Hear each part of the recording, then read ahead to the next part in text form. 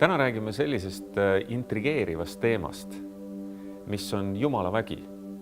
Kuidas rakendub Jumala vägi ja mis tingimustel Jumala vägi rakendub inimese elus?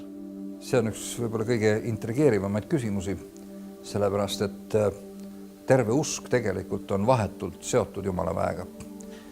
Uus testament õpetab meile, et inimene isegi ei otsi Jumalat ega ei mõtle Jumalale ega ei liigu Jumala suunas ilma Jumala pühavaimu tööta tema sees. Nii et selles mõttes, kui me juba nagu suundume Jumala suunas ja see küsimus on muutunud meile oluliseks, siis me peaksime endale teadvustama, et see on juba Jumala vaimu töö tulemus meie sees. Sest et ilma selle mõjuta, mida me võib-olla isegi ei taju või ei teadvusta endale, me keegi ei otsikski Jumalat. Sest pühakiri ütleb meile, et kõik on läinud kõrvale, kõik on saanud kõlbmatuks, ei ole ühtegi, kes teeks head, ei ole mitte kedagi, kes otsiks Jumalat.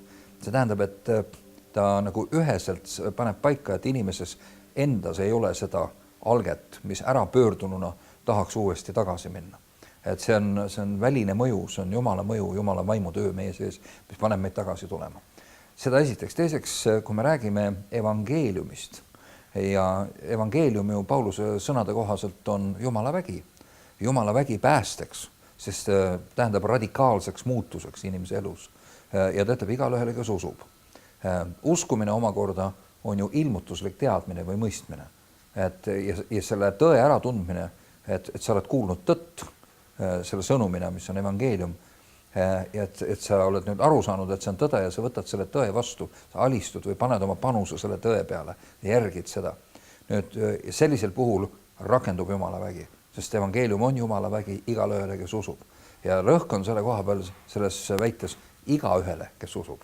Et siin ei ole mitte mingisugust limiiti, absoluutselt mitte mingisugust piirangut ei ole. Ei ole tähtis, mida inimene on teinud, ei ole tähtis, kust ta tuleb, ei ole tähtis, mis tema selja taga on, kelleks ta on saanud või kui jube ta on olnud. Tähtis on ainult see, mis ta nüüd teeb selle tõega, mis on talle kättesaadavaks muutunud või teatavaks saanud. Sest see on tegelikult nagu uks täiesti uude reaalsusesse. Kas Jumala vägi on ka olemas väljapool kristlust? Jaa, kindlasti on. Jumala vägi on olemas igal pool, ütleme, kristlus on ju inimeste uskumine. Selles mõttes kristlus on see inimese reaktsioon Jumala tõele. Jumala tõde eksisteerib ka väljapool inimest, see on päris kindel. Ja loomulikult, kui sa küsid, kas on olemas vaimset väge väljaspool Kristus, muud vaimset väge peale Jumala väe, siis ka sellele on vastus, jah on, kindlasti on. On olemas igasuguseid vaime ja igasuguseid vägesid, aga üle Jumala väe ei ole mitte ühtegi asja. Et see on nagu absoluutselt üle kõige ja teised piibel nagu sildistab ja määrab nad negatiivseks või vastuolus olevaks Jumala väega. No kui me Eestis vaatame, siis on hästi palju igasugused selgelt nägijate tuleproovid, väga populaarsed saated, kõik muud sellised, kes otsivad tegelikult seda sama väge ja üsna sageli seda nimetatakse Jumala väeks. Jah, on näha olnud, et nii mõnigi nendes saadetes osalejatest ei saa ka kuidagi muidu, kui ta ütleb, et Jumal on andnud seda või Jumal on teinud seda. See võib nii olla, aga see ei pruugi niimoodi olla. Mul endal oli üks selline juhtum, kus ma kohtusin Leedus ühe mehega, kes tuli eestpalvele, kui ma olin seal koosolekut pidamas ja tema elus oli selline imelik and, et ta suutis leida üles, kus on peidetud laibad. Ta teadis seda nagu üleloomulikult, kus on peidetud laibad. Ja kohalik miilits kasutas teda nagu päris efektiivselt niisuguste müstiliste kuritegude lahendamiseks, kus inimene oli kadunud ja keegi ei teadnud, kus ta oli saanud. Ja ma küsisin, et kust see võime sulle tuli. Ta ütles, et ma palusin Jeesuselt, et anna mulle selline võime.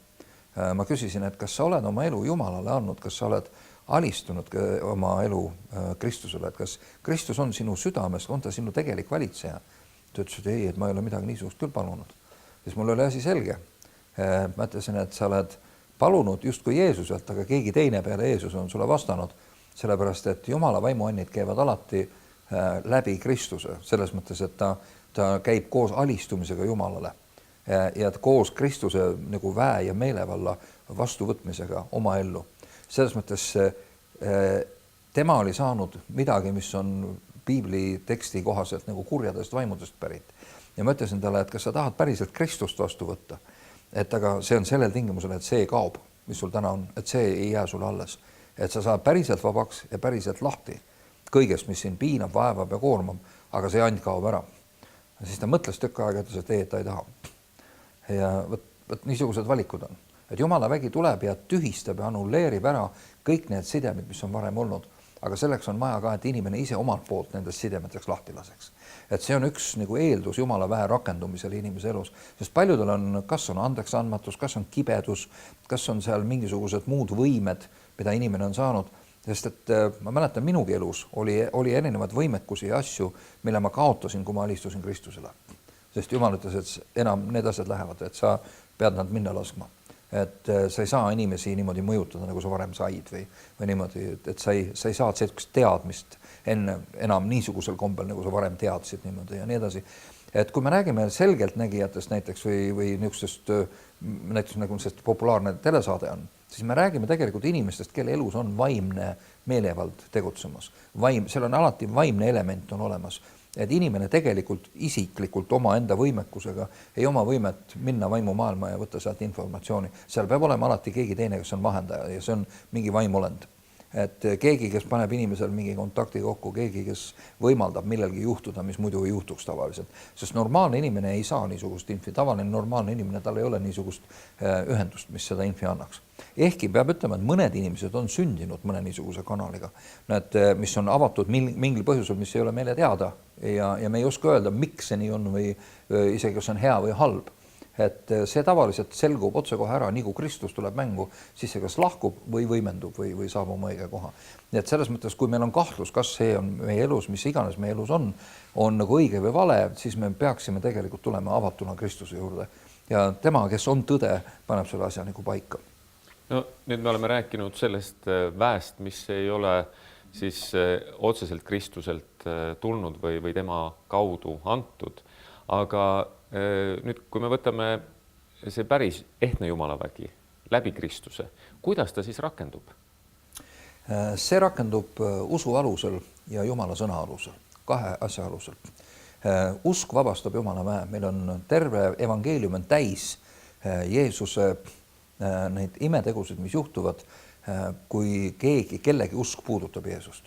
Meil on veritõbine naine, kes tegelikult ei tohiks üldse väljas käia, sest et tseremoniaalselt rüvetab iga ühte, keda ta kogemata riivabki oma riietega, eks ole, ja kui teda oleks selle pealt tabatud, siis oleks tal väga halvasti läinud. Nüüd ta pressib ennast läbi rahva hulga Jeesuse juurde, ja et puudutada tema kuuepalistust, sest ta oli veendunud, tal oli see sisemine teadmine, et kui ma saan kas või kuuepalistust puudutada, siis sealt tuleb see vägi minu ellu ja parandab mind, tervendab mu. Ja tal ei olnud enam mitte mingit väljapääsu, sest ta raha oli otsas, kõik võimalused olid otsas, ta oli palju kannatanud igasuguste eriarstide käes ja mitte mingit tulemust ei olnud. Ja ta nüüd murdis ennast välja Jeesuseni ja nii kui ta teda puudutas, see sisuliselt vabastas Jumala väe ja Jeesus, kui ta tundis, kuidas vägi läks välja temast, siis ta küsis, kes mind puudutas ja jüngrid vaatasid teda nagu imestunud, et kuule terve rahva jõuk trügib ümber, et sa küsid, et kes mind puudutas. Aga Jeesus ei pannud neid üldse tähele, ta vaatas nagu teraselt enda ümber, kes on selle Jumala väe matsu saanud. Ja naine sai aru, et ta ega väga kaua ennast ei peida ja tuli ja tunnistas talle kõik üles. Ja Jeesus ütles talle, et ole julge, sinu usk on sind aidanud. Võt see on ääretult oluline, Jeesus ütleb, et sinu uskumine on see päästik, mis vabastas Jumala väe. Et see ei ole minu vägi. See ei ole see, et sa tulid nüüd minu ainsa kanali juurde, eks ole, vaid see on see uskumine, et sa uskusid, et see on kättesaadav üleüldse. Ja siit me oleme ühe põhilise teema juures, et väga sageli inimesed ei anna endale aru, et neil on kättesaadav ainult see, mida nad usuvad. Sest paljud tulevad Jumala juurde paluma ja üritavad Jumalat midagi saada, ilma et nad usuksid. Ja nad ei saa aru, et nad on selle enne algust juba iseenda jaoks sulgenud. Tuntud lugu, mida on jälle korratud, on Kenneth Hagini juurde tuli üks naine ja palus, et tervise pärast eestpalvete jaoks. Ja Hagen küsis ta käest, et kui me nüüd palume, et kas sa saad terveks? Naine ütleb, ei, absoluutselt kindlasti mitte. Hagen ütles talle, et aga siis ei ole mõtet paluda. Sa oled juba otsustanud, see on lukus. Mul ei ole mõtet isegi üritada, sellepärast, et sa oled juba blokeerinud ennast. Ja täpselt see on üks niisugune olulisemaid niisuguseid asju, mida inimesed ei tea. ja sellepärast nad tulevad Jumala juurde, nad on kinni oma südames, nad on kinni oma vaimus, ütlevad Jumal tee. Aga võt, Jumal ei tule sinuga sinu koopasse nutma. Ta ei tule sinuga haletsuspidu pidama, aga mida ta tuleb, ta reageerib usule. Ta ei reageeri haledusele, aga ta reageerib usule. Ja selle tõttu üks põhiline mehhanism, mida me peaksime nagu taipama, on esiteks see, et me peame ennast avama.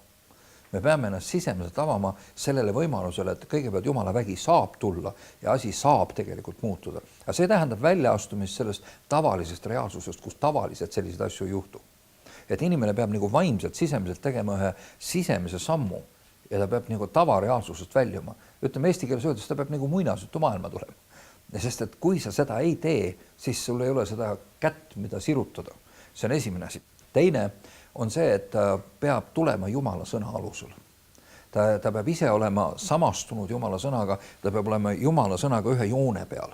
Selles mõttes, et kui tema elus on asjad, mis on Jumala sõnaga lahus, siis see on raskendatud, see on blokeeritud väga tihti. Näiteks, Jumal ei saa õnnistada näiteks elustiili, tegusid või toimimisviise, mis on risti vastu tema olemusega, õigsusega, headusega, valgusega, puhtusega, pühadusega. See ei ole võimalik. Tähendab, ma ei saa näiteks süstemaatiliselt korraldada pangarööve või palgamõrvanina, eks ole, tegutseda. Ja siis tulla Jumala juurde ja öelda, et kuule, et anna õnne, et anna mulle see kordaminek, et ma pääseks politsei eest ära või tervenda mind, et ma sain, näed, pangaröövi all, see on kuuli jalga, et näed, arsti juurde minna ei saa, kas imeliselt ei tervendaks mind, eks ole. Et need on, ta ei hakka seda tegema, see on lootusetu, et selliseid asju ei tohi nagu omavahel ära segada. Aga igasugune nagu legitiimne häda, mis ei ole kurjusest põhjustatud või niimoodi, sellega saab Jumala juurde tulla. Probleemiga, igasuguste probleemidega, muide isegi oma lollusega saab Jumala juurde tulla. Kui sa oled loll nagu lauajalg, ise saad aru ka, et sa oled loll. Ütleme selles mõttes, et sa saad aru, et sa ei taipa terveid hullu, terveid mingisugused hulka asju. Mingi terve hulk asju ei ole sulle kätte saadavad. Sinu taip ei ulatu, et sa saad aru, et sul on pusletükid on silme ees, sa ei oska neid kokku panna. Siis Piibel annab niisuguse eeskuju Saalomoni näol, kes palus tarkust. Ja paljud teised on palunud tarkust ja Daniel on palunud tarkust ja paljud, nad on kõik saanud. Et selles mõttes paluda endale tarka südant või sellist südant, mis taipab asju, on absoluutselt igati legitiimne. Nüüd, kui sa lähed nagu legitiimse sooviga Jumala juurde ja see on õigest nagu allikast pärit, siis sa tuled Jumala sõna alusel ja sa tuled uskudes sellesse sõnasse. Ja mida sa Jumalale ütled, esiteks sa tunnistad Jumala ülimuslikkust. Teiseks sa ütled talle, et sa oled alistunud talle. Kolmandaks sa ütled, et sa usud seda, mida ta ütleb. Ja see peab siis olema tõsi ka, et sa tegelikult usud seda. Ja neljandaks sa palud, et vastavalt oma sõnale ja oma olemusele, kes ta on, et ta reageeriks sulle ja avaks sulle selle sissepääsu sellesse reaalsusesse, muudetud reaalsusesse. Ja nüüd küsimus ongi selles, et see isegi selline õigesti vormistatud palve ei pruugi alati tuua kohe klõpsti nagu läbimurret. Ja väga tihti on niimoodi, et inimene palub ühe korra, kõik need tingimused on täidetud, aga mitte midagi ei juhtu. Ja siis, mida inimesed teevad? Nad väga tihti pettuvad ja lähevad lihtsalt minema, et ma arvasin, et see töötab, see on mingi tühine usujama, see tegelikult ei tööta. Tegelikult see on täiesti väär suhtumine. Vastupidi, niisugused läbimurded, kui nad oleksid nii lihtsad, siis poleks maailmas üldse probleeme. Aga nad ei ole nii lihtsad selles mõttes, et meil tuleb läbi murda. Vaimne maailm tahab näha, kas sul on tõsi taga. Millegi pärast see niimoodi on. Ja ütleme, et sul on vaja läbi murda oma enda uskmatusest, oma enda mõtte inertsist ja harjumuste inertsist, ka teiste inimeste uskmatusest enda ümber ja kõigest sellest õhkkonnast või keskkonnast, mis on vaimselt teinekord väga kinni. Ja see kõik võib olla põhjus, võib-olla sinuga ei olegi probleemi, aga keskkonnas on probleem. Näiteks isegi Jeesus oli oma väe vabastamises blokeeritud oma enda kodukohas. Ja kiri ütleb meile täitsa üksüheselt, nende uskmatus oli see, mis takistas ta imesid tegemast. Nii et kuulge, Kristus oli blokeeritud. Mis me siis meist räägime, eks ole? Et selles mõttes see meie keskkond võib olla väga otsustav faktor, kui Jeesus läheb näiteks üles äratama kellegi tütart, eks ole, kes oli ära surnud, siis ta peksis selle ruumi tühjast täiesti, käskis kõik nutunaised ja kõik ülejäänud välja minna, ta jäi ainult oma jüngritega, et neil oli ühine arusaam, ühine nagu üksmeel selles, et jah, sellised asjad on võimalikud ja siis see tüdruk sai elavaks.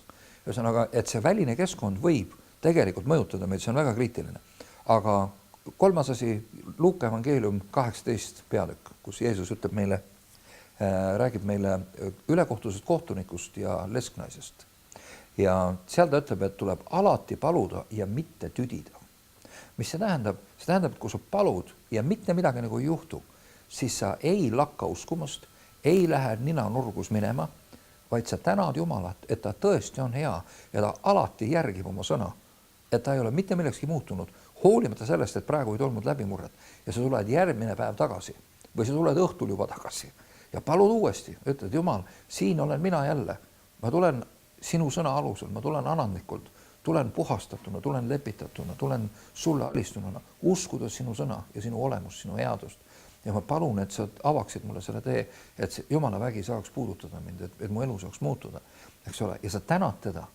Ja isegi kui jälle ei juhtu, ja sa tuled homme tagasi ja järgmine päev ja järgmine päev ja järgmine päev ja sa ei lähe ära ja sa ei alla. See on see, mida Jeesus õpetas. See ei ole kiriku õpetus, see ei ole meie koguduse õpetus, see ei ole ka isegi mitte mingi Mardi õpetus, vaid see on Uue Testamendi õpetus, mida Jeesus ütles, kuidas tuleb seda asja teha. Ja nüüd see on see, mida meile ei meeldi teha teinekord, sest et meil inimestena paraku kipub niimoodi olema. Et seda, mida Jumal ütleb, tuleb uskuda, seda me ei usu. Ja seda, mida ta ütleb, et ei ole vaja uskuda, seda me kindlasti usuma. See on meile nii tähtis, sellest me ei taha alati lasta. Aga siin on nüüd oluline, et me nagu võtaksime otseselt Jeesuselt juhise, täiesti selgelt. Ja me näeme, et isegi kui aeg ja koht on valed, Kaana pulma, veini tegemine, eks ole, Jeesuse esimene imetegu, aeg on vale, koht on vale, ime on ka vale. Joodik inimestele, kes on juba purjus teha lisaveini. Ja nad küsivad seda mehelt, kes on tulnud pühaduse missiooniga maailma. No enam vale me ei saa asi olla, eks ole. Ja ta halastab nende peale, ta aitab neid, eks ole. Ja samamoodi Sürofoniikia naine, kes tuleb oma seestunud poisiga, eks ole. Ja Jeesus ütleb talle tegelikult väga karmilt, et ei ole ilus võtta see, mis ei kuulu hetkel sulle. Teiste aeg on praegu, tuleb teie aeg ka, aga praegu on teiste aeg. Ei ole ilus võtta laste leib ja anda koerukestele ja naine ei jäta järgi. Ja ütleb, et jah, aga kuidagi peavad ju koerukesed ka hakkama saama laual. Neile ikkagi ju midagi pudeneb laste laualt. Ja Jeesus ütleb, su usk on suur. Ja selle sõna pärast mine ja su laps on terve. Kui Jeesus on füüsiliselt maa peal, siis on asjad selles mõttes lihtsamad, et sa saad ka üks ühele rääkida. Nüüd tänases päevas, kuidas see täna on? Meil on lihtsalt tema sõna. Meil on tegelikult, Jeesus ütles ju väga selgelt, need samad asjad, mida tema tegi, on meile kättesaadavad. Meil tuleb ka seda uskuda. Ja meil tuleb uskuda, et meie palved tähendavad. Me peame nägema piiblis sellisena, et see on meile kirjutatud. Et kui Jumal tegi seda Abrahamile, siis ta on valmis tegema seda mulle. Kui Jumal tegi seda kellelegi Taavetile, siis ta on valmis seda tegema mulle. Ja kindlasti tuleb mingi vaimne mõju, ütleb sulle, et sina ei ole ju Taavet ja sa ei ole Abraham. Jah, aga ma olen inimene. Ja selleks see seal piiblis kirjas ongi, et ma teaksin, et Jumal on valmis selliseid asju tegema inimesele ja Jumal reageerib usule. Ja et see on nagu see põhiline mõte, millest me peame lähtuma.